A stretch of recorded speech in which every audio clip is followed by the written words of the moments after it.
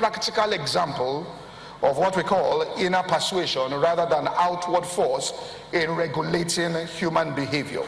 And then I understood what civilization really meant. I saw it. We got to this cross junction on a freeway, and it was at a very busy time in this country. And it so happened that the power went off and the traffic lights stopped working. I was quite amazed and impressed at what happened next. Without the presence of any governing authority, without any traffic official, the people intuitively organized themselves. 6 cars will go from one side. On the 7th, they will stop. Then the other side will do the same thing. On the 7th, they will stop. And this was a 4-way traffic that was regulated now with no traffic lights, neither with any enforcing officer. Civilization was seen not as whether the traffic lights were actually working, but the behavior of the people in such a situation. Social intelligence at work. I instantly saw that the key to the society wasn't the great infrastructure around, which was really good and impressive, but the people themselves, who they were. And they were products of these institutions of persuasion that intentionally built the people that way. We left to ourselves without even written laws should be able to evolve systems through which things in society will be done decently and in order. We understand that the scripture teaches that the law was for the lawless, meaning that those of us who say we are no longer under the law should show by our behavior that the requirements of the law are fulfilled and exceeded in us. Men with the highest sense of social intelligence and order. Men with a deep sense of responsibility for the collective. Now we must understand why the law, or why law and law enforcement agents actually exist. They exist so that some do not trample on the rights of others. Rules and regulations such as traffic laws need to be established and enforced by private and public institutions in order for a free society to exist.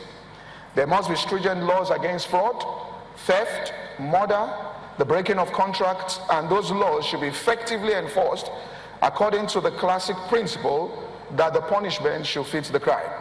The full weight of the law should be used to fine and imprison perpetrators and to compensate victims and to safeguard the rights of the innocent, for one sinner can destroy much good. The law is therefore for the man who doesn't understand that his freedom mustn't be used to trample upon the freedom of others. He cannot, in the exercise of his free will, disturb the lives of others.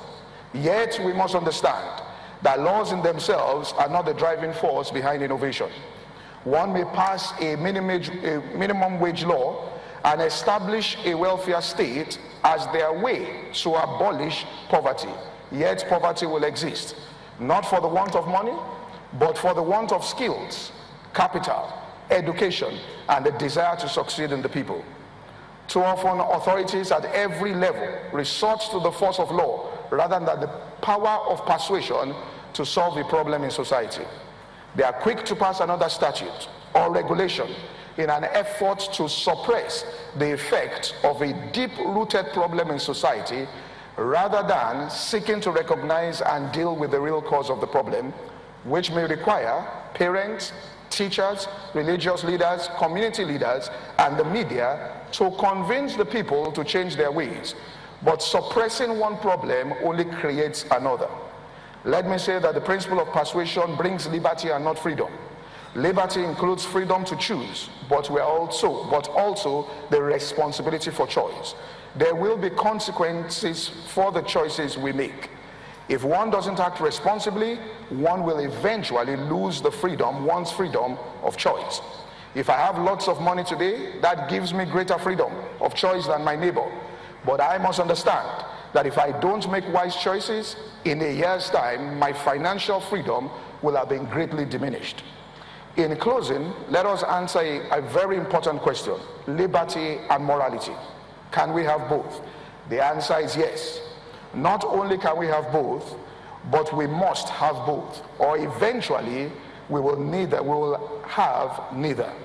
Freedom without responsibility only leads to the destruction of civilization, as evidenced by the Roman Empire and other great civilizations of the past. A French philosopher once said, "Despotism, which is the exercise of absolute power, may govern without faith, but liberty cannot." So we can have a military system of government without faith, but a democracy cannot survive without it. Those who brought the system of governance we practice today took for granted the morality that was produced by faith in their society. In a similar vein, Henry Beecher added, "There is no liberty to men who do not know how to govern themselves." Therefore, I will close with the following words taken from an old Protestant hymn, whose author is anonymous, and he expresses the aspiration of every man and every woman in a free society. And the hymn goes this way: "Know this, that every soul is free to choose life and what he'll be. For this eternal truth is given, that God will force no man to heaven. He will call, persuade, direct aright, and bless with wisdom, love, and light. In nameless ways he will be good and kind, but he will never force the human mind to change." God bless you all.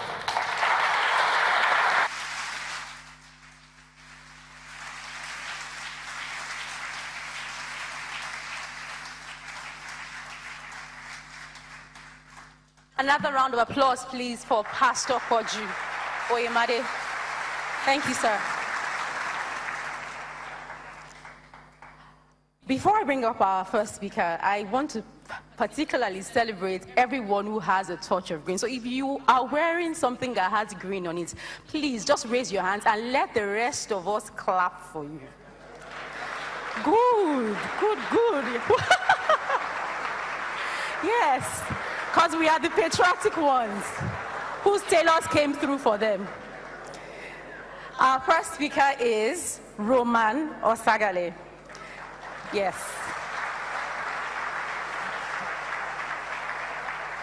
I remember not one, not two, three people saying they wished he came up earlier in the program last year. So now we listen that he is the first speaker. He is an architect, a consultant, and a business analyst. He is presently the head consultant at IntelServe, a Canadian company which focuses on business process reengineering, business intelligence, and analysis. He holds a master's degree in architecture, and he is a graduate of the Telford School of Management and Center for Executive Leadership from University of Ottawa, Canada. He is also the director of a real estate company, and he researches and writes on development and economic subjects. He has consulted for notable Canadian companies and is helping diagnose problems and preferring appropriate solutions for growth and profitability. Today, he is speaking at the platform on a topic, education funding and its socio-economic impact. Please join me as we give a platform welcome to Roman Osagale.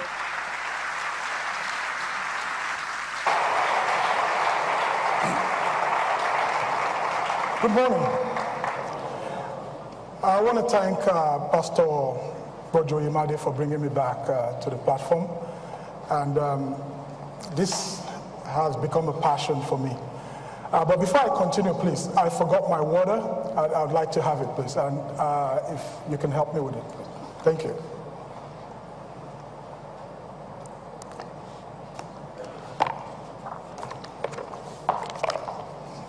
Thank you.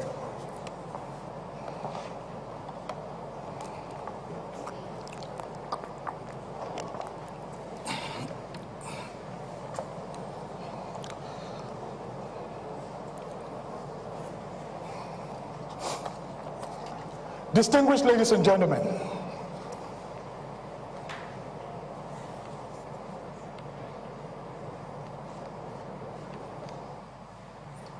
someone needs to help me with this, please.